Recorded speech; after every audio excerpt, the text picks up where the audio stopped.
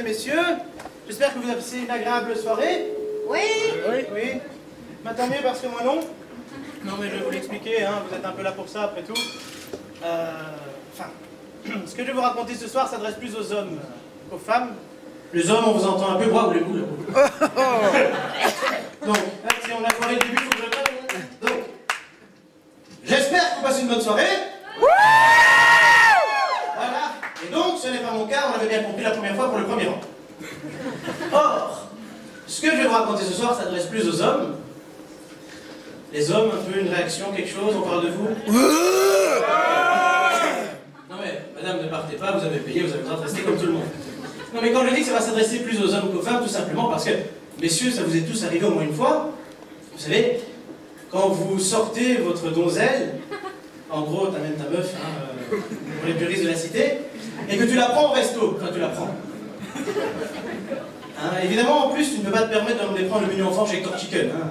Tu dois aller dans ces restos où tu douilles violent. Tout ça pour qu'à la fin de la soirée, après l'addition parce qu'elle n'est pas folle, elle t'annonce tout de go que c'est fini. Tu ne fais désormais plus partie de ces hommes heureux, vivant une relation amoureuse. Tu fais désormais partie du monde sinistre des célibataires. Alors messieurs, on a tous eu des ex. Ah, vous n'êtes pas très dans le... On a tous eu des ex. Non.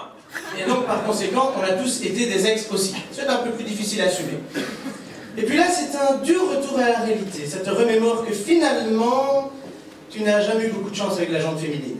Bon d'accord, ça s'explique un peu, hein. Je suis d'accord, je n'ai pas le physique d'Apollon. Mais quand tu sais qu'il y a 4 meufs pour un mec sur Terre, t'as quand même le droit d'espérer qu'il y a un peu à boire à manger pour tout le monde. Enfin, on va pas être ici pour vous raconter ma vie sentimentale, de toute façon tout le monde s'en fout.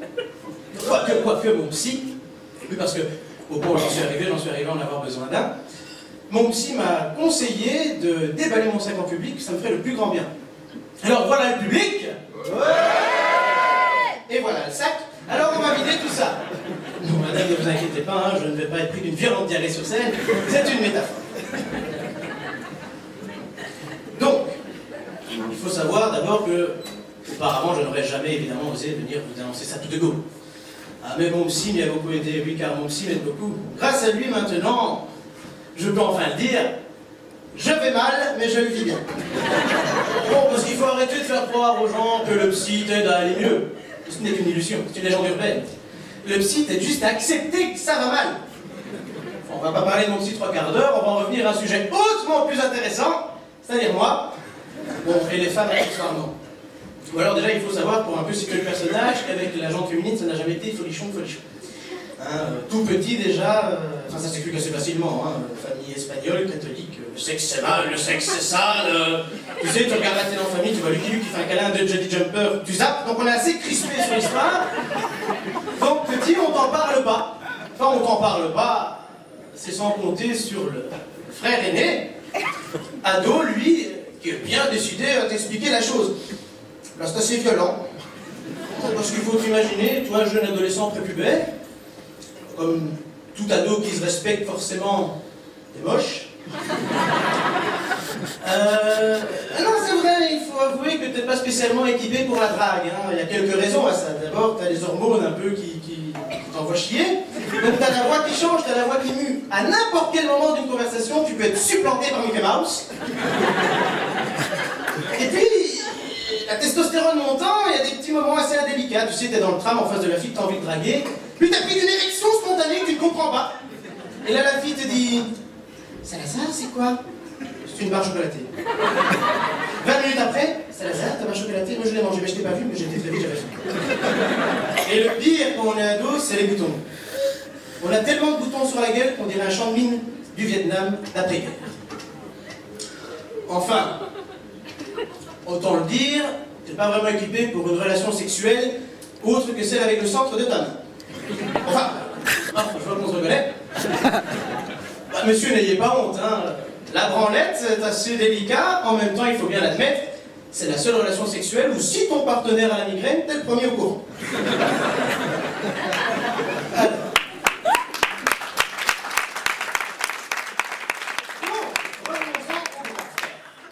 Le grand frère qui, un jour, par le plus grand des hasards,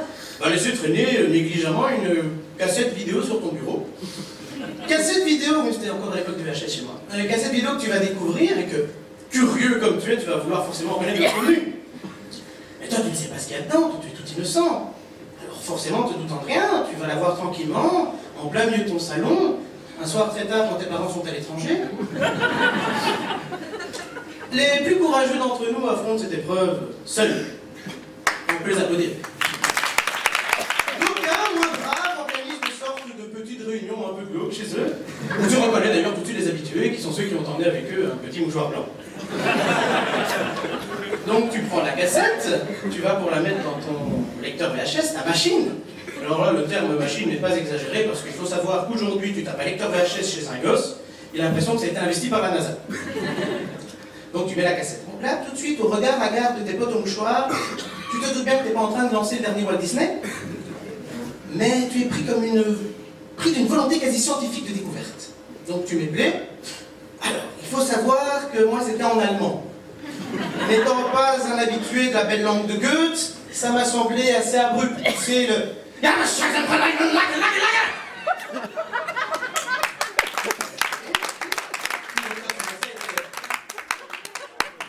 Dites-moi les gars, qu'est-ce que... Je suis un monsieur et une madame, je le sais bien, je suis pas con. Je crois d'ailleurs vraiment reconnaître les deux jambes de la madame, mais la tête du monsieur... Dedans Et il respire et tout. Voilà, la première image de la relation sexuelle entre un homme et une femme est assez triviale. Surtout que toi, tu n'y connais rien, donc forcément, tu prends ce que tu viens de voir pour une vérité absolue. C'est d'ailleurs à partir de cette époque-là que j'ai commencé à avoir ma période cheveux gominés en arrière, pour avoir la coupe la plus aérodynamique possible. Tu te dis que plus tard, ça va s'arranger avec l'âge. Malheureux. Plus tard arrive la fameuse époque des vestiaires entre copains, hein, tu sais, quand t'as 14, 15, 16 ans. Les vestiaires de gym où tu as tous tes potes qui, eux, sont aguerris dans le domaine et qui se vantent souvent d'aventures fictives, d'ailleurs, avec la jante féminine. Bon, toi, tu n'y connais rien, mais tu fais le vieil habitué, hein, tu ne veux pas perdre la face, et puis ça peut toujours servir. Sauf que là arrive un deuxième choc assez important. Le moment où ton pote Simon arrive et qu'il te dit « Tu sais, elle, à ce moment-là, je lui ai roulé un de ses steaks. » Ah ouais. Bon, le problème, c'est pas le steak, hein, tu vois bien le steak. Mais tu en viens juste à te demander à quel moment dans une relation homme et femme on fait intervenir un steak. Je n'ai pas été traumatisé, hein, j'ai eu mon premier rendez-vous. Ah, ça vient, personne ne rit, tout le monde m'a cru. Et en boîte. C'était la première fois aussi d'ailleurs. Enfin, je m'étais préparé, hein, un steak dans une main, me bien dans l'autre. Donc là, j'arrive, et tout de suite, j'entends cette musique qui commence, qui me prend les tripes. Cette musique...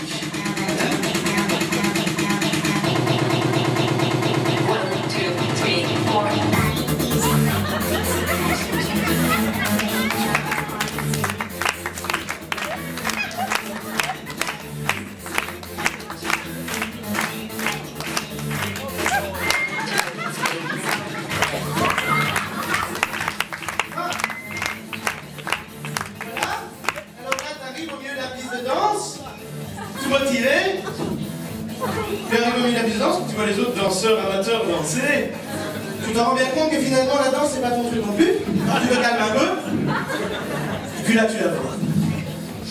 Natacha, 16 ans, longue pulpeuse, cheveux platine, le regard ténébreux, tu sais, le regard de la fille qui dit j'ai envie de te faire de ce que je dis. T'arrives à côté de la bar, tu t'installes. Bon, et puis là, par un phénomène encore inexpliqué des scientifiques, il faut savoir que quand l'homme peut draguer, il se sent obligé de se la péter. Natacha? Ouais, c'est moi. Tu vas bien? Non? Dis-moi, Natacha, tu vois quelque chose? Attends. Dis-moi, Johnny, mets-moi, s'il te plaît, soyons fous, ce soir, c'est la folie. Mets-moi un coca, s'il te plaît. Vois quelque chose? Mais non, mais ne t'inquiète pas pour ça, je t'invite, Natacha. Ok. Johnny, dis-moi, c'est combien votre carré de bulle? Ok, Johnny, mets-moi 2 coca. Sinon, Natacha, tu fais quoi dans la vie? Tu étudies? Pas mal, Moi, tu sais, moi aussi. Et puis là arrive la troisième et la pire vérité, messieurs. Vérité à laquelle on a tous été aussi confrontés un jour, ou on va l'être, une sorte d'immonde traquenard. Vous prenez Pieux Japon hein, pour les lutter intellectuellement. La meilleure amie de la jolie fille. Ouah, ne vous sentez pas rassuré, hein, c'est certain que certains attaquent d'emblée par la meilleure amie, c'est tout de suite plus simple. Mais sinon, tu arrives au bar et tu vois une sorte de cajou infâme, hein, une sorte de laidron obèse, que Natacha a bien gentiment voulu présenter, un peu d'humanitarisme dans cette jungle de fous. Évidemment, avec elle, c'était tout de suite beaucoup moins compliqué, hein, je ne vous cache pas. Mais bon, je n'ai rien contre les femmes fortes, il faut le savoir. Il y a certaines femmes assez corpulentes qui sont des véritables canons. Elle, à part s'être pris un canon dans la gueule, je vois pas autre chose. Bon, là, tout de suite, avec Dominique, c'est passé beaucoup mieux.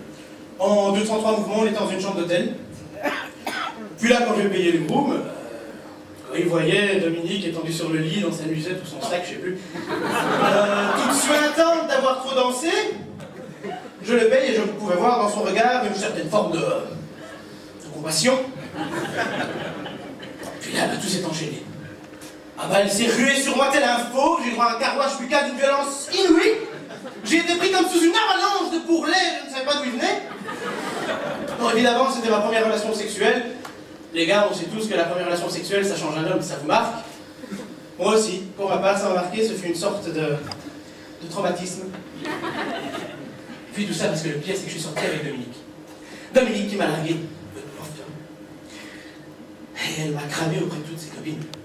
Elle est venue, elle a dit, vous savez, Salazar, il est bien sympa, mais finalement, c'est un excentrique. Excentrique, excentrique. À ma place, je mets au défi n'importe lequel de vous d'avoir une érection.